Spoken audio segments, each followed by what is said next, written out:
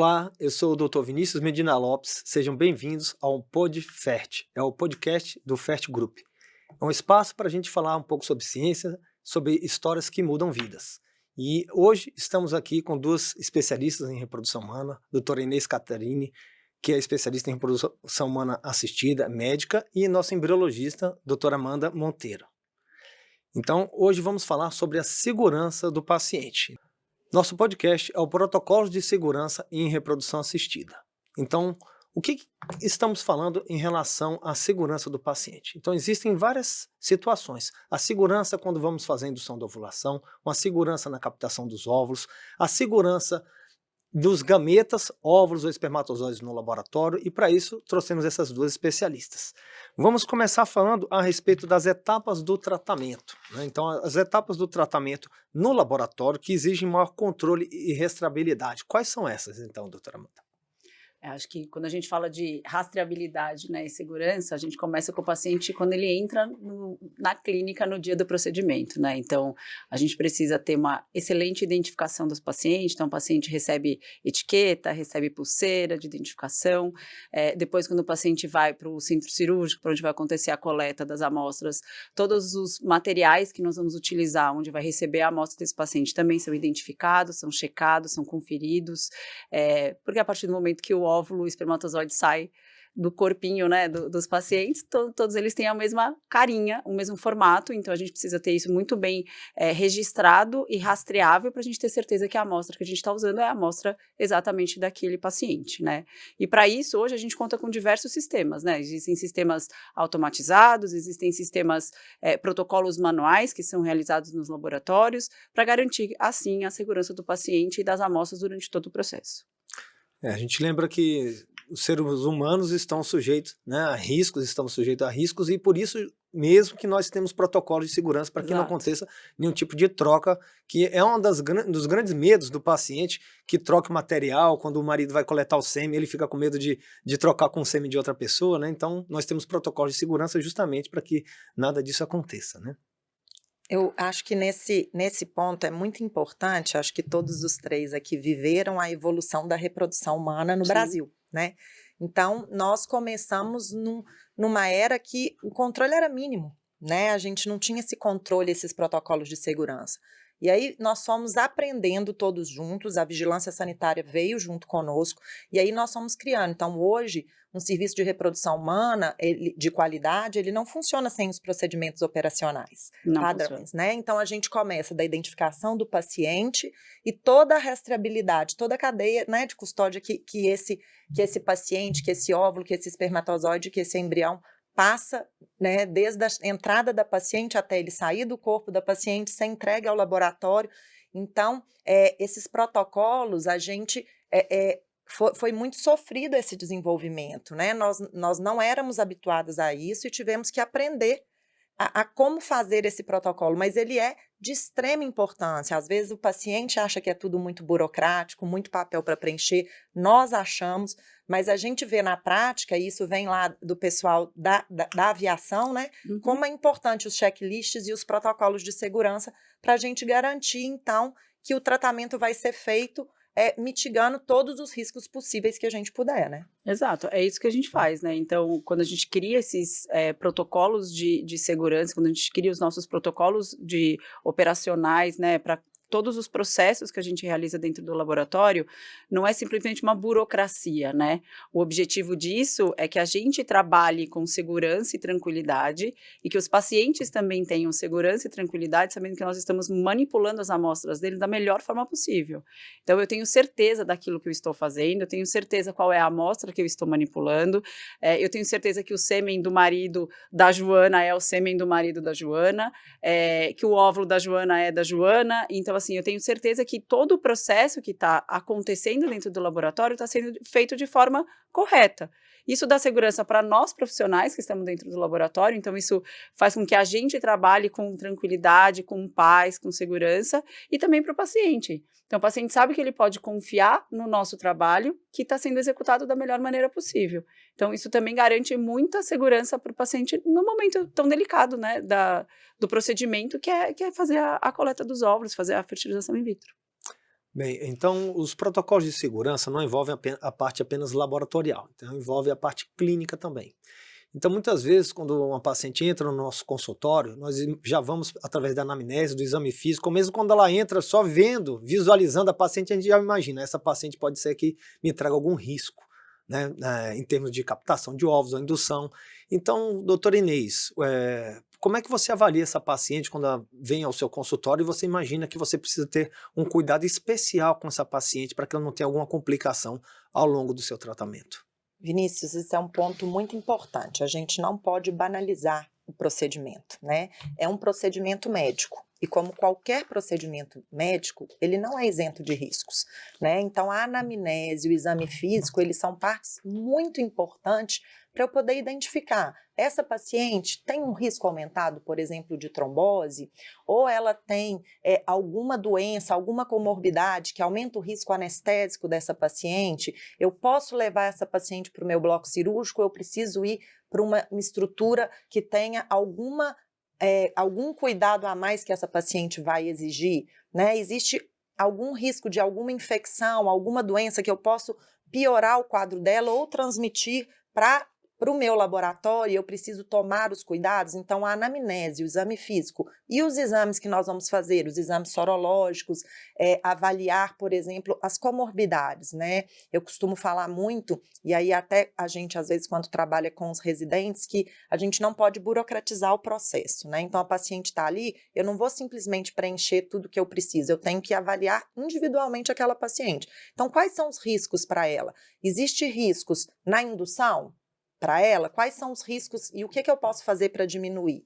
Essa paciente é uma paciente que na hora que eu for para a coleta, para um bloco cirúrgico com ela vai ter um risco aumentado de sangramento ou de alguma complicação anestésica? E mais do que isso, né? E aí a gente separa as pacientes que vão simplesmente congelar óvulo das pacientes de fertilização in vitro.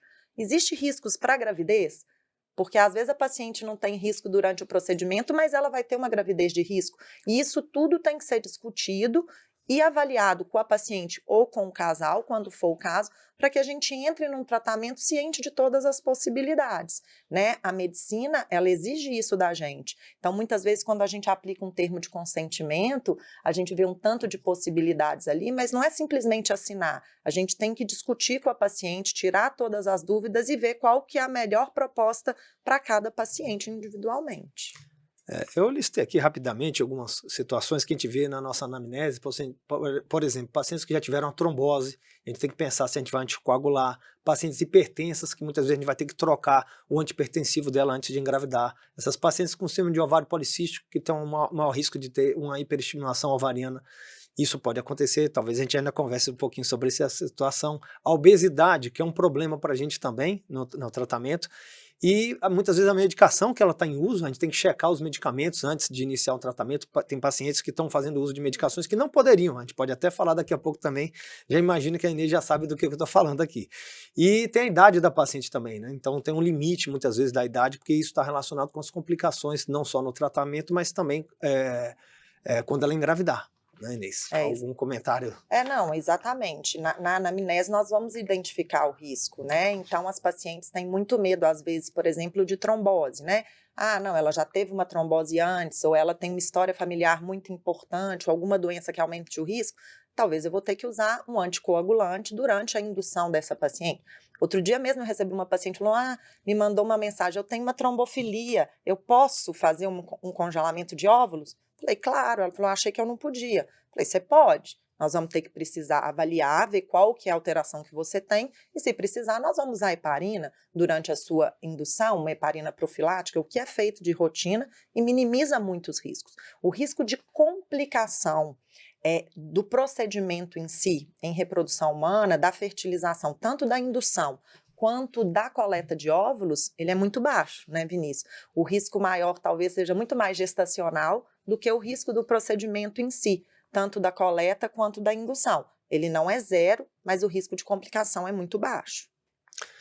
Muito bem, Amanda. Então, quais são as etapas do tratamento que exigem um maior controle e rastreabilidade? São todas as etapas que a gente manipula as amostras, né? Em todas as vezes que eu vou mudar a amostra de local, então a gente recebe o tubo com o líquido folicular da paciente na coleta de óvulos. Então, ela saiu do corpo da mulher e ela veio para dentro do laboratório. Naquele momento, eu vou mudar o líquido, né, o óvulo de lugar. Então, eu vou tirar ele de um tubo e colocar ele numa placa para encontrar.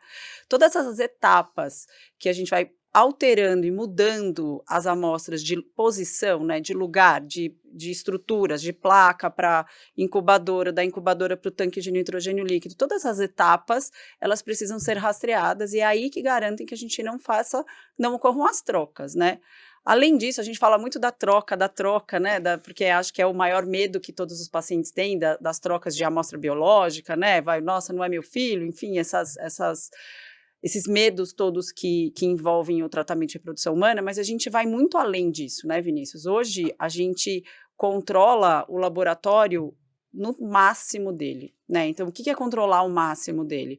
A gente controla a qualidade do nosso ar, a gente controla a temperatura do nosso ambiente, a gente controla os nossos equipamentos, então as nossas incubadoras de cultivo embrionário, elas são monitoradas, diariamente, automaticamente, o tempo todo. A gente controla a nossa cadeia fria, que a gente chama, então, todas as nossas geladeiras que guardam os materiais que vão ser utilizados nas coletas e nos congelamentos, enfim.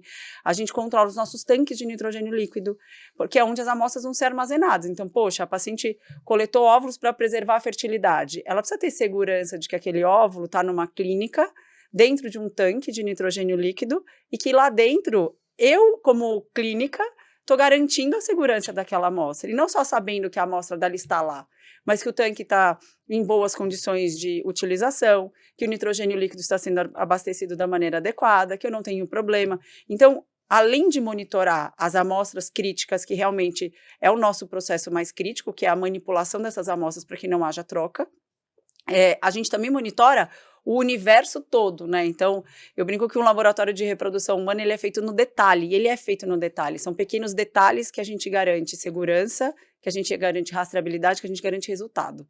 Então, as pacientes precisam se sentir seguras em relação a isso, porque é um ambiente que é altamente controlado por nós, né? E também nos dá segurança, né? Eu falo que quando você vira embriologista, você começa a querer controlar o universo, né? Não dá, mas a gente controla tudo que a gente sabe que é importante e que tem impacto no tratamento desses pacientes. Amanda, é muito bom a gente falar isso, porque as pacientes não têm a menor ideia do quão delicado é o tratamento, um laboratório, né, de como é complexo a gente manter isso tudo, que é feito de uma maneira muito bem feita aqui pela nossa equipe de embriologia, né? É muito amor e carinho que a gente coloca em cada etapa do tratamento, viu, Vinícius? A gente sabe que atrás daquela célula tem uma pessoa, né? E a gente se preocupa com ela do início ao fim. Então, garantir que o tratamento dela está correndo da melhor forma possível é mais do que nossa obrigação, né? Então, assim, a gente olha tudo mesmo no detalhe. Então, para as pacientes, talvez fique muito no segundo plano, né? Tudo isso, assim, né? O desconhecimento, mas, assim, é cada detalhe que a gente controla que elas não fazem nem ideia.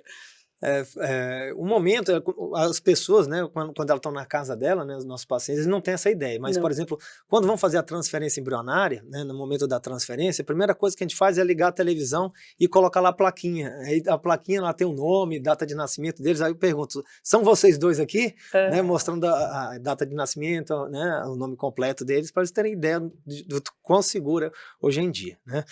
Então, Inês, como é que a gente pode prevenir as complicações na indução da ovulação e na captação dos óvulos? Como é que a gente previne isso?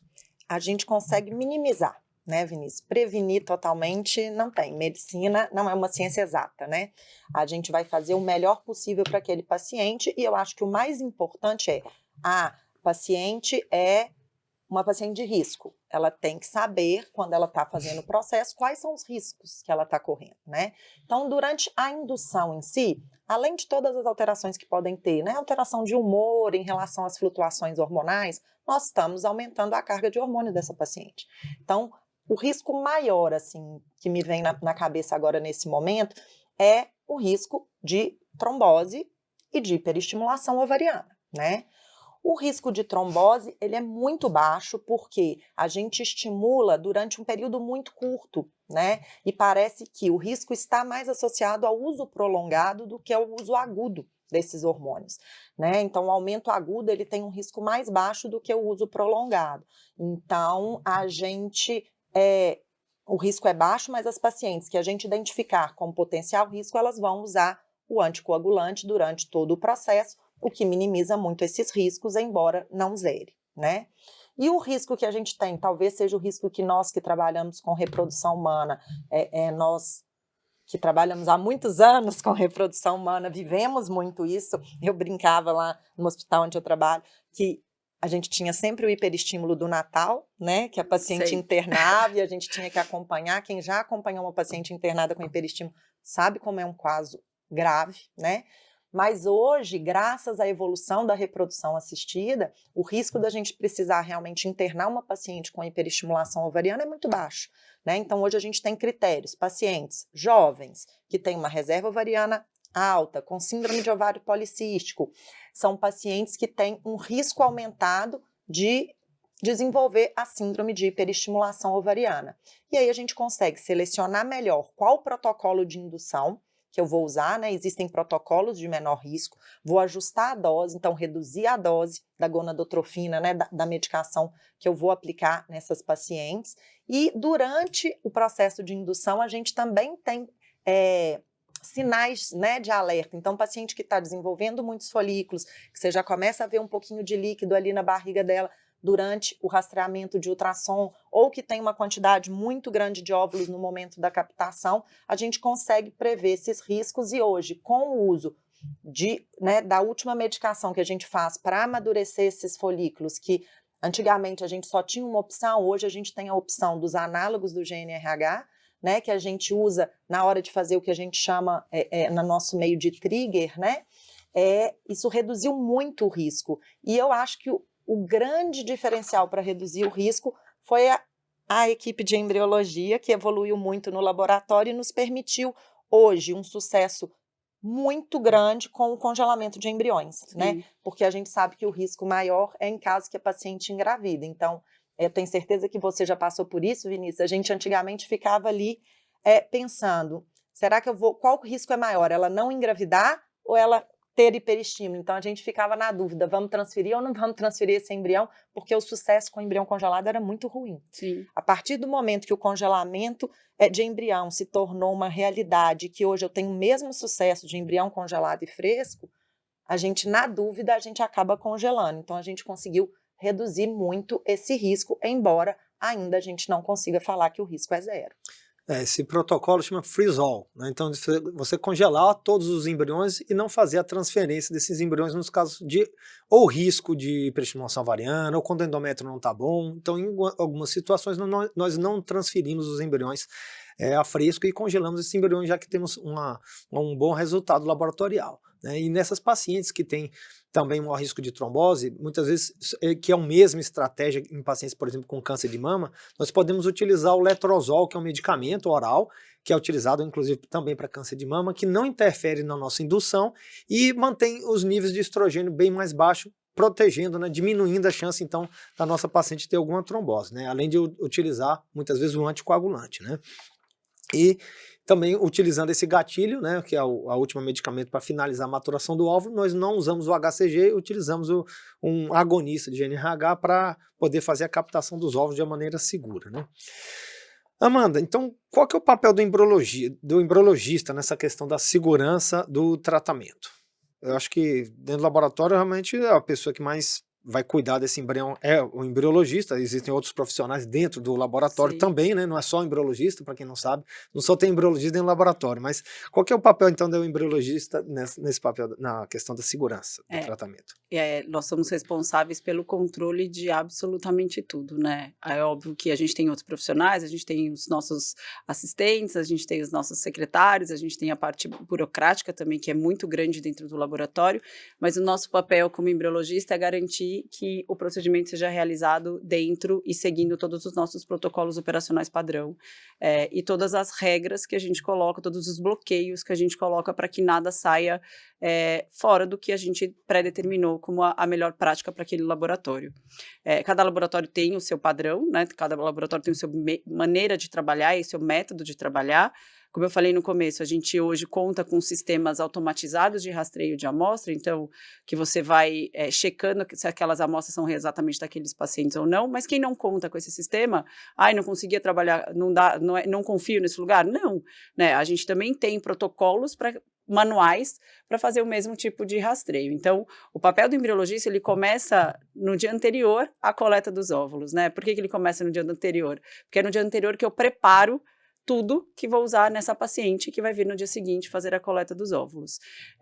Então, a gente identifica absolutamente tudo, a gente controla absolutamente tudo. Então, todos os materiais que vão ser utilizados naquele procedimento são controlados pelos embriologistas. A identificação das amostras são controladas, elas são checadas, elas são aferidas em várias etapas ao longo do processo. Então, o embriologista, ele é o coração do laboratório, né? É o profissional que está ali realizando efetivamente, né, a técnica. Então, a técnica da coleta dos óvulos, lógico, vocês médicos fazem a aspiração folicular no centro cirúrgico, mas a partir do momento que você me entrega esse tubinho com esse óvulo, todo o processo depois somos nós que realizamos, né? Então, assim, somos nós que fazemos o congelamento dos óvulos, somos nós que congelamos os embriões, somos nós que garantimos as taxas de sucesso desse óvulo, desse embrião descongelado. Então, o papel do embriologista, ele é o coração mesmo do laboratório, e ele é responsável por fazer todo esse controle do início ao fim. Quando a Inês falou, quando a gente fala com os residentes, quando eu falo com um aluno, né, você começa a falar de embriologia, a embriologia ela brilha aos olhos, porque realmente é uma área linda, né? O que a gente faz é bonito demais. E aí você mostra lá a técnica do congelamento de óvulos, você mostra a técnica da ICSI, da injeção do espermatozoide, o congelamento, a biópsia do embrião, você vai mostrando, os alunos vão enchendo os olhos, assim, né? Aí eu falo, vocês gostaram? Gostamos. Isso aqui é 10% do que a gente faz. 90% é rastreabilidade. 90% é o que a gente está procurando, é o que a gente está controlando, é as coisas que nós estamos olhando, fazendo para acontecer. Então, antes do procedimento acontecer, a gente tem um checklist gigante para ser feito, antes da amostra da paciente chegar no nosso laboratório. Então, a partir do momento que a amostra chegou, eu tenho um checklist que eu faço ao longo do processo dela, para garantir a segurança, a rastreabilidade e garantir que todo o meu processo está acontecendo da maneira controlada. Então, se houver um insucesso, o insucesso não foi culpa do laboratório, né? Então, assim, o laboratório sabe que, não foi bem, não fertilizou, o embrião não se desenvolveu, muitas outras coisas estão envolvidas, mas a qualidade do laboratório está garantida pela nossa rastreabilidade toda. Então, acho que é esse o papel do embriologista, é um papel pesado, né? Não é um papel leve, mas é um papel que a gente está muito bem acostumado a fazer e desempenhar muito bem. Então, acho que isso nos deixa muito felizes também, porque faz parte da nossa rotina. Eu falo que eu controlo até minha casa, né? Você começa controlando no laboratório, você termina controlando em casa. Mas é isso, a gente tem esse papel dentro do laboratório. Eu acho que o embriologista ele não é só o coração do laboratório, posso dizer que o embriologista é o coração da clínica, né? Como médico eu posso falar isso. Realmente ele é muito importante e, claro, o trabalho dele é muito minucioso e precisa também de atualizações científicas, né? E um embriologista não consegue fazer 30 ciclos só ele sozinho. Então, como é que o FERT Group age nesse sentido de cuidar da mente também do nosso embriologista? Como é que ele cuida da atualização científica do nosso embriologista? Agora mesmo, né? Acabamos de voltar de um congresso europeu, né? Então, 4 dos nossos embriologistas estavam presentes no congresso, participando das atualizações do que há de mais novo aí na pesquisa, né? Em reprodução assistida. A gente faz né? Agora, os próximos passos são o desdobramento do congresso para dentro do nosso time. A gente promove treinamentos contínuos para a nossa equipe. Então, acabamos de ter um treinamento sobre boas práticas laboratoriais com uma empresa. A gente está passando por um treinamento de melhoria e aprimoramento das nossas técnicas de congelamento com os fornecedores. Então, a gente está sempre estudando e se desenvolvendo ao longo disso, né? A gente dimensiona as equipes de acordo com o tamanho da clínica, então, com quantidade de ciclos que cada clínica faz, com não só ciclos, mas a gente também olha os procedimentos adicionais que a gente tem, porque a gente também tem muita burocracia, a gente também tem muita tecnologia envolvida. Hoje, graças a Deus, a gente conta com uma série de IAs que nos ajudam, né, com inteligência artificial, que nos ajuda nesse processo, e cada vez mais inteligência artificial vem vindo para ajudar a gente. E agora no congresso, assim, várias, né, que se conectam uma na outra, e você fala, nossa, eu aperto um botão, sai tudo pronto, em termos de burocracia. Eu acho que a gente a reprodução ela está evoluindo muito rápido, né? Então, lá atrás, quando eu comecei a trabalhar com reprodução humana, a gente montava o meio de cultura onde os embriões eram cultivados. Hoje a gente compra o meio de cultura de uma forma muito mais acessível, no Brasil principalmente, meios de excelente qualidade que você tem no mundo afora. Voltando agora do congresso, dá aquela sensação boa, eu estava até conversando com a Inês agora há pouco, aquela sensação boa de que, nossa, a gente faz certo, né? A gente faz igual os grandes fazem, né? Aquela síndrome que a gente tem de patinho feio, né? Não existe, porque eu faço igual, eu sei fazer, a técnica que você está executando eu já executo, então isso é muito legal, e é dessa maneira que a gente vai incentivando e treinando a nossa equipe, né? É aprimoramento contínuo, a gente não consegue parar de estudar, né? Então, assim, o embriologista está sempre estudando, assim como vocês médicos também, porque tem sempre coisa nova saindo, tem sempre novas descobertas acontecendo, e a gente segue nesse estudo eterno, né? Para melhorar as nossas taxas e melhorar também os nossos conhecimentos. Há menos de 10 dias nós voltamos aqui do Congresso Europeu, né? Estávamos lá Sim. em Londres, e realmente a coisa mais importante, eu acho que no Congresso, às vezes, não é mais importante, mas algo que a gente observa, às vezes nem aprendemos tanto, mas vemos, né? Podemos podemos constatar que fazemos o correto aqui no nosso dia a dia. Ô, Amanda, só uma coisa que às vezes o paciente, o próprio médico, que às vezes não está tão dentro do laboratório, não tem essa percepção, assim, é óbvio que todos os processos críticos têm dupla checagem e tudo, e a inteligência artificial chega para ajudar muito, mas se engana quem acha que a inteligência artificial poupa trabalho, né? Muitas vezes ela aumenta o trabalho. E assim, é óbvio, ela vem para garantir segurança, para agregar valor, mas isso muitas vezes dá mais trabalho ainda, né, para a equipe de embriologista. E aí eu acho que uma preocupação que a gente tem que ter muito grande, que é um trabalho de muita concentração e muita responsabilidade. Então, como o próprio Vinícius falou, então assim, é importante políticas para evitar mesmo, né, o burnout da equipe, o dimensionamento adequado de um laboratório. Então, isso tudo são situações importantes. Às vezes a gente pensa, a reprodução humana é um procedimento caro, né? Ainda no Brasil ainda é um procedimento caro, mas a gente não vê por trás tudo que a gente precisa para estar entregando aquela coisinha ali microscópica que a gente só vê no microscópio para colocar no útero da paciente, né? Então, é muito legal essa parte, eu acho muito fascinante isso. E isso é legal também, Inês, porque quando a gente olha para o embriologista, né, o trabalho do embriologista, ele é solitário, né? Eu falo que ele é solitário, ele é quieto, ele exige uma concentração absurda, não é que a gente trabalha no silêncio, não é isso, mas assim, ele é um trabalho que depende da concentração das pessoas que estão ali. E aí todo mundo que está dentro do laboratório sabe disso. Muitas vezes você entra no laboratório e está um silêncio, aí você fala, nossa, tá todo mundo brigou uma com a outra, né? Os embriologistas estão tudo brigados. Não, mas é porque está todo mundo ali executando a tarefa que tem que ser executada da melhor forma possível. A IA, ela ajuda muito, ela ajuda a gente num processo burocrático enorme que a gente tem para fazer, né? Então, assim, só que, óbvio, ela ajuda, mas a gente também precisa checar as coisas que estão sendo feitas, se está tudo dentro do correto, né? Então, assim, acho que as novas tecnologias, elas estão agregando muito. E todo mundo fica com medo, falando, ai, nossa, a IA vai tirar a função do embriologista, não vai mais existir. Não, pelo contrário, né? O embriologista vai ter que ser muito mais especialista para saber usar as ferramentas que tem a favor, garantindo a segurança, a rastreabilidade de todo o processo para o paciente, né? Então, isso é muito legal. A gente já está vendo aí ICSI, né? A injeção do espermatozoide automatizada, processo de coleta de óvulos automatizado, muita coisa que apareceu no congresso e vem aparecendo nos congressos dos últimos anos, mas a pessoa que vai operar essa máquina, né? A pessoa que vai estar ali olhando se aquilo está funcionando certo, é o embriologista, né? Que também precisa ter o conhecimento técnico para saber se alguma coisa ali saiu fora do padrão, tá errado, a máquina não está funcionando, eu tenho que agir, né? Então, isso, acho que o papel do embriologista aí é o coração da clínica, eu concordo, né? Eu não quis falar da clínica para não ofender, mas é o coração da clínica.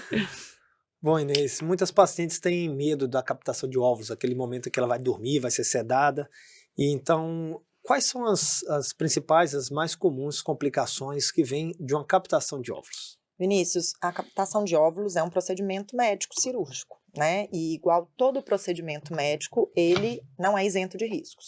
O risco de uma complicação numa captação, ele gira em torno de 1 a 2%. É um risco muito pequeno, né? Tem trabalhos que mostram assim, o risco de uma complicação grave, né? Às vezes acontecem pequenas complicações que prontamente são resolvidas ali, né? Mas o risco, por exemplo, da gente ter uma fatalidade numa captação de óvulos é 1 para cada 100 mil procedimentos. Então, é um risco muito, muito baixo, né? Talvez se eu atravessar a rua ali, né, no centro da cidade, eu tenho um risco maior do que durante um processo de captação, mas não é zero. Isso é muito importante, porque a gente tem que fazer procedimentos quando tem indicação mesmo, né? O risco maior, então, são complicações da anestesia, né, da sedação, que são baixos, mas não são zero, por isso que é importante, às vezes, um pré-anestésico, consultar com o anestesista para a gente identificar quais pacientes têm realmente um risco aumentado durante o procedimento.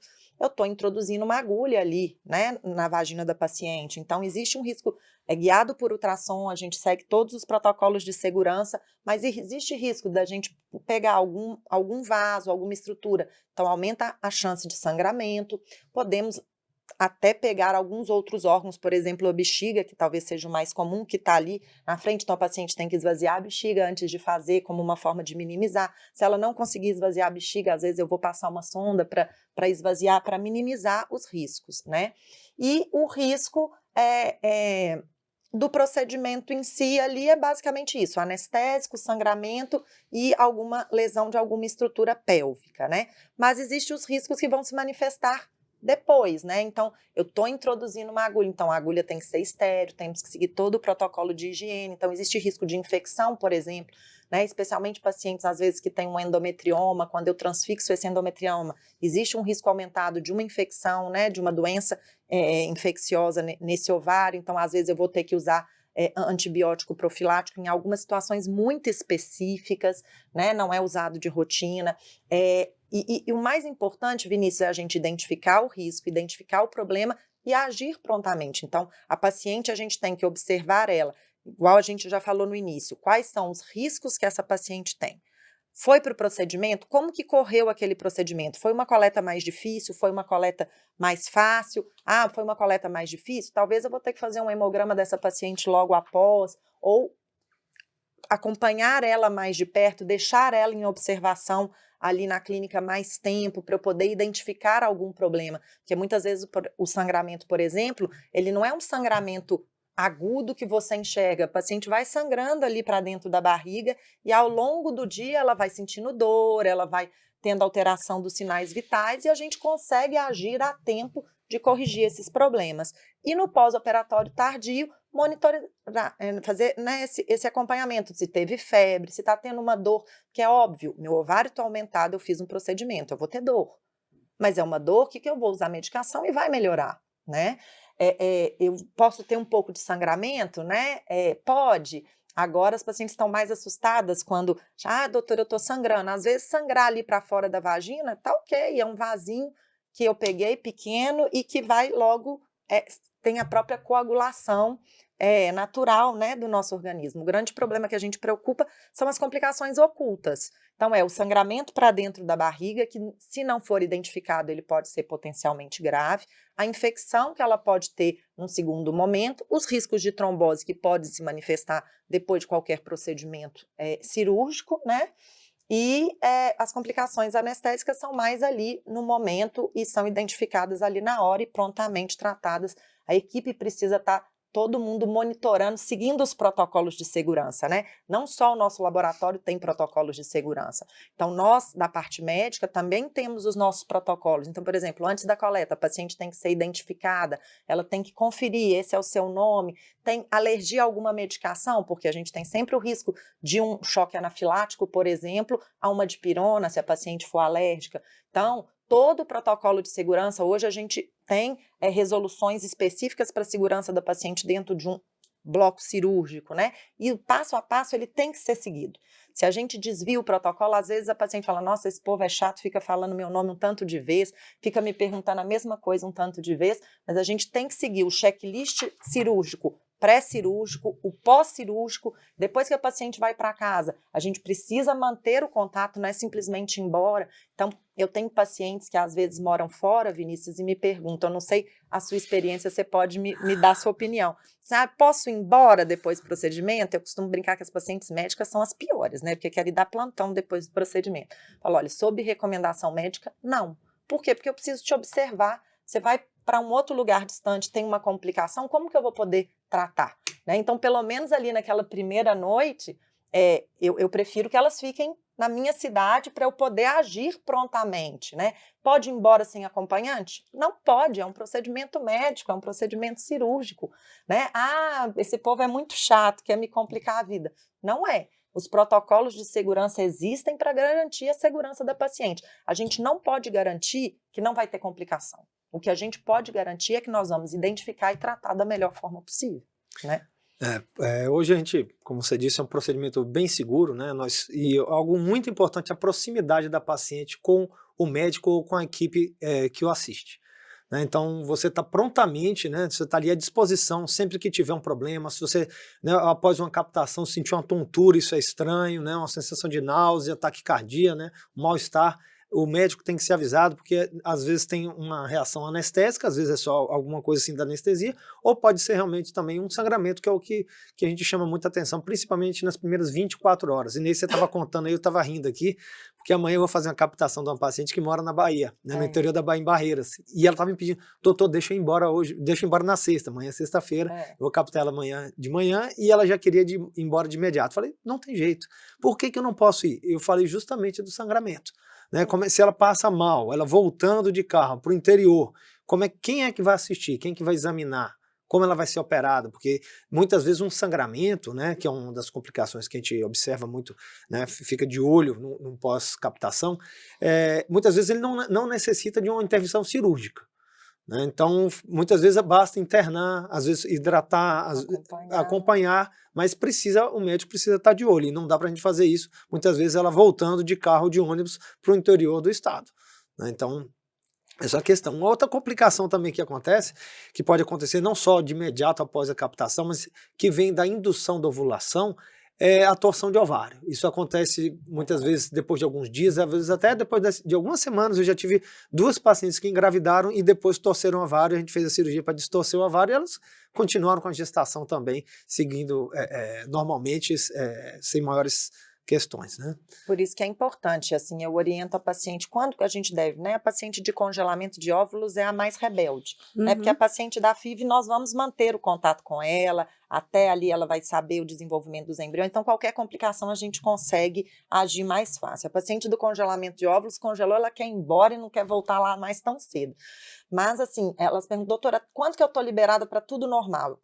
Quando menstruar. Menstruou, os hormônios baixaram, tudo, então ela já está mais de alta da gente. Óbvio que se ela tiver qualquer complicação depois, a gente ainda deve ser comunicado, mas é o período que a gente tem o maior risco de complicação, né? É até ela menstruar. E a torção de ovário, ela é uma realidade porque os ovários estão aumentados de tamanho, né? Então, sim, se você fizer uma atividade física mais intensa, você tem risco. Dependendo, né, numa relação sexual, existe um risco aumentado. Então, a gente precisa orientar as pacientes. Então, e muitas vezes, por exemplo, a gente falou da hiperestimulação ovariana, ela só vai se manifestar depois, né? Ela não necessariamente vai manifestar antes da coleta. Né? No dia da coleta, no dia seguinte, que é mais comum, porque é depois que a gente faz o trigger que ela vai ter, né, um quadro mais grave. Então, às vezes a paciente acha que é normal, tem pacientes que não querem nos incomodar, mas é importante reportar, né? Qualquer coisa que está saindo fora do normal, ela tem que ir na clínica, ela precisa ser avaliada, que não seja por mim, que seja pela equipe nossa, para a gente poder tomar condutas adequadas, porque também às vezes cai na mão de pessoas. A reprodução humana, ela é uma especialidade muito diferente para a grande maioria dos médicos, né? Sim. Então, existem complicações como hiperestimulação ovariana que o clínico nunca viu, né? Porque é raro e é totalmente diferente para eles. Então, a gente precisa trabalhar em conjunto com a equipe que está atendendo ali na urgência para a gente tomar a melhor decisão para a nossa paciente, né? É muito comum, após uma captação dos ovos, sentir um incômodo embaixo do ventre. Isso faz parte do procedimento. E nós passamos, após uma captação de ovos, ou um analgésico, para aquelas pacientes que não vão fazer transferência de embrião, podemos passar alguma coisa até mais forte, anti-inflamatórios e tudo. O que não é comum é a paciente utilizar esses medicamentos, caso sinta incômodo, e a dor não melhorar. Então, uma dor progressiva, apesar do uso de medicamentos, tem que ser informado de imediato ao médico assistente. E uma das coisas que, às vezes, é um erro que infelizmente às vezes acontece, como você falou, Inês, a paciente não querer incomodar o médico e ir na emergência. Isso é um problema sério. né? Então, porque o ginecologista de uma emergência, ele não está preparado para atender uma paciente com complicação vindo de reprodução assistida. Então, o ideal é que o médico que atenda essa paciente, né, no caso de uma dor que não resolve, alguma complicação, que seja um médico da equipe de reprodução humana.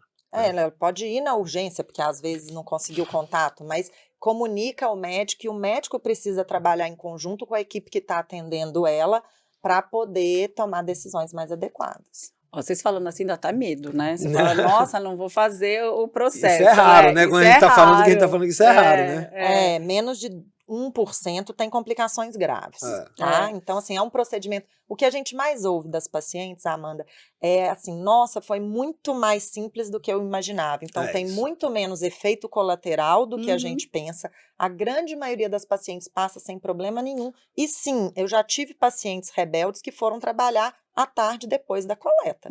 E não foi uma nem duas, não. Foram várias. Não é uma recomendação médica pelos riscos que podem envolver. Mas, às vezes, a paciente está se sentindo tão bem que ela acaba fazendo essas coisas exatamente porque é um procedimento rápido, né? A coleta de óvulos dura ali 15 minutos, é um procedimento rápido, o tempo de anestesia é curto, né? Então, por isso que o risco de complicação anestésica, por exemplo, é muito baixo em comparação a outros procedimentos médicos, porque é um processo muito rápido e com um risco muito pequeno, mas não é risco zero. Então, né, o objetivo aqui é falar da segurança dessa paciente. Então, começa da anamnese, da primeira consulta, da identificação dos riscos, passa pelo procedimento de coleta, vai pelo laboratório e pela gravidez, né? Que também não é isenta de riscos, muitas vezes, dependendo das comorbidades da paciente. Sim. Então, a gente precisa passar por todo esse processo.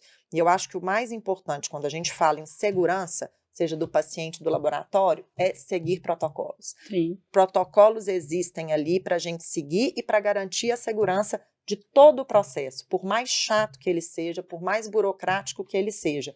Então, o meu protocolo é entrar em contato com a minha paciente no dia seguinte, então eu vou entrar em contato com todas as pacientes. A gente não pode ter esses desvios de protocolo, porque isso é quando complica, né? Quando a gente quer ajudar a paciente a ir embora para a Bahia, é a hora que complica. Então, a gente não pode, infelizmente, né? Toda vez que a gente vai fazer um procedimento, né, e hoje todas as complicações devem estar nos termos de consentimento, a gente tem que falar o que pode acontecer, né? Exato. Porque a paciente pode falar assim, eu não sabia, não, ela tá sabendo, né, ela tem que saber. A gente tá falando de complicações aqui, mas realmente não é frequente, né? A Inês fala 1 a 2% de complicações graves, mas eu posso dizer que é muito menos, é muito menos que isso. Eu já fiz mais de 3.000 captações, tenho 24 anos que eu trabalho com reprodução, eu internei 3 pacientes por sangramento. Dessas eu tive que operar 1. Ou seja, é muito raro. Isso não é algo que acontece com frequência. 2 a 3% de complicações moderadas na grave. Agora, assim, grave mesmo, menos de 1%. Né? Moderada... precisa de complicação. Se a gente considerar hiperestímulo como uma complicação, isso vai para 2 ou 3%, porque é o mais comum. Mas complicação dos procedimentos em si da captação é menos de 1%, com certeza. Eu posso dizer que nem hoje não está mais 2, 3% de hiperestímulo. Né? Hoje, com os protocolos mais seguros, é menos do que isso. Exatamente. Né? Mas é importante a gente falar, né? Porque para não ser também uma surpresa para o paciente, né? Então, o paciente, quando ele faz um processo, se ele sente uma dor mais intensa, se ele tem um sangramento, ele sabe que faz parte do processo, que é o risco inerente ao procedimento que está sendo realizado, né? Eu falo, todo procedimento tem risco, né? Todo. Aí você vai fazer uma mamografia, tem risco. Você pode passar mal, cair, bater a cabeça, enfim, todo procedimento tem um risco. Pode romper uma prótese, todo procedimento tem risco. Mas é importante a gente ter esse tipo de diálogo para o paciente também entender que complicações existem, mas que elas não existem aleatoriamente, né? A gente sabe as complicações que podem existir e a gente cria padrões e processos para que minimizar a existência dessas complicações. E tratar as complicações. E tratar as complicações, exato. Amanda, o que um paciente deve observar ao escolher uma clínica de reprodução humana? Tudo isso. Eu acho que a gente tem que... Acho que hoje, Vinícius, as coisas estão mais fáceis, né? Precisa Eu acho que a gente deve observar se as estruturas são adequadas, né? Estruturas físicas da clínica são adequadas, se os profissionais que trabalham ali são profissionais qualificados, o que a clínica tem a te oferecer em termos de segurança, se a clínica segue protocolo, se você assina a documentação, se você vê que a clínica tem certificação. A gente tem que buscar seguir processos, né, independente de reprodução humana, de qualquer outro procedimento, a gente tem que ir atrás de profissionais qualificados, né, como todas as profissões, a gente tem diversos tipos de profissionais.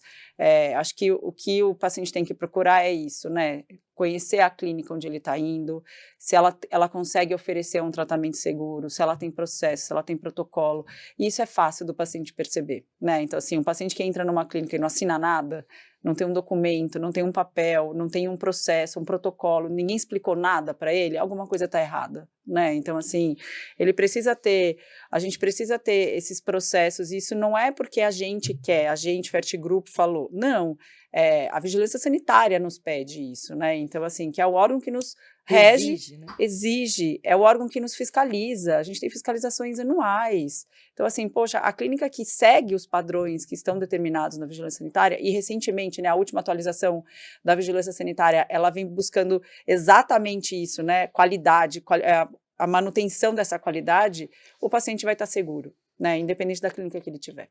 E é importante porque, às vezes, aquilo que você começou lá no início, falando da síndrome, né, de pequenez que às vezes a gente tem, a gente é muito fiscalizado no Brasil, esse controle ele é muito intenso, muito rigoroso, e assim, a gente é obrigado a reportar as complicações que a gente tem, né? Então, quando a gente fala que realmente é pouco, existe pouco, a gente fala porque é realmente obrigado a reportar, a gente tem um controle, a gente tem órgãos que fiscalizam isso, tanto o Conselho Federal tem as suas regulamentações do ponto de vista médico, quanto a vigilância para a parte especialmente do laboratório, mas os médicos também, né? Então, todas essas fiscalizações que existem no Brasil fazem com que a gente seja um país que a gente exerce uma medicina de alta qualidade, com protocolos de segurança muito eficazes e com laboratórios também muito eficientes, né? Exato. E isso dá uma tranquilidade para a gente e para a população. Sim, sem dúvida nenhuma. Bem, vocês, já chegando aqui ao final do nosso podcast, vocês têm alguma outra mensagem final que vocês gostariam de deixar para... Acho que eu falaria para as pacientes ficarem tranquilas, né? A gente sabe o que a gente está fazendo, mas não é que a gente sabe porque a gente só sabe, é porque a gente segue processo, a gente segue protocolo, a gente mitiga os lugares possíveis que possam acontecer os erros, e dentro disso a gente coloca barreiras para que esses erros não aconteçam.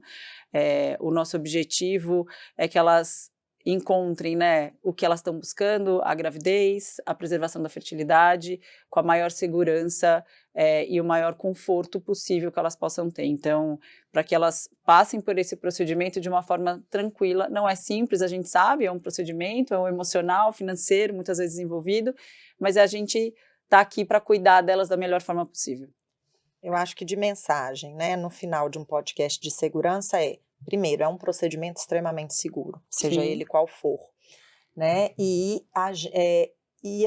é um procedimento que existe um envolvimento emocional, existe um envolvimento financeiro, mas é um procedimento muito seguro. Eu costumo falar com as pacientes, e eu acho que eu queria finalizar com isso, eu uso muito a frase assim, infelizmente, na reprodução humana, a gente não pode dar garantia de resultado. Bem que eu queria, né? Mas a gente não dá. A única garantia que a gente pode dar é que a gente vai fazer o nosso melhor. E as pacientes podem ter certeza que a gente está fazendo o nosso melhor. É isso. Né? Então, a gente é isso que a gente precisa passar para as nossas pacientes. Bem, então posso dizer que no FertGroup todas as nossas clínicas seguem um padrão muito rigoroso, né, de protocolos de segurança. Em qualquer uma delas você vai estar bem assistida desde o momento do seu atendimento inicial, para avaliar os fatores de risco, dentro do laboratório também, onde seus gametas e embriões vão ser manipulados. Então, esse é o final do nosso podcast, o PodFert. Se inscreva no nosso canal e compartilhe com quem possa interessar.